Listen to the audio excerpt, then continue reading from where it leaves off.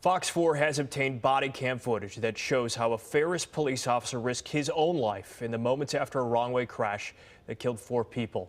The officer crossed over the center median, shining his flashlight at oncoming cars to help them avoid hitting the cars in the middle of the highway. Fox 4's Lori Brown joins us with that story. Lori. Blake, the Ferris police officer was in the middle of a large drug stop when he got the call about the wrong-way driver, and then he saw her speeding past him going northbound in the southbound lanes. The officer then exited the southbound lanes, got in the northbound lanes to try to catch up with her to get her attention. Southbound by Mars, just hit a car head on. Ferris police officer Charles Banks was in the northbound lanes on Interstate 45 trying to catch up with the wrong-way driver going southbound when he saw the fatal head-on crash. In his body cam video, he jumps the median and immediately takes action to try to stop other drivers from crashing into the wreckage. Hey, are you okay? I need some traffic control up here. Hey!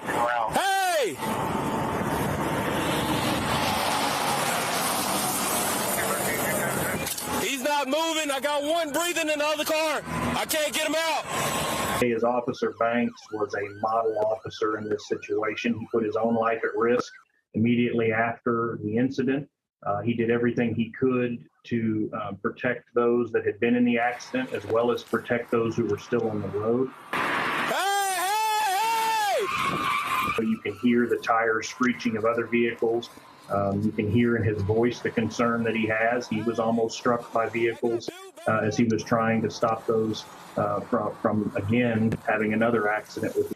City Manager Brooks Williams explained why this crash scene was particularly hard for other drivers to see. The head-on collision, you lose the headlights on both vehicles.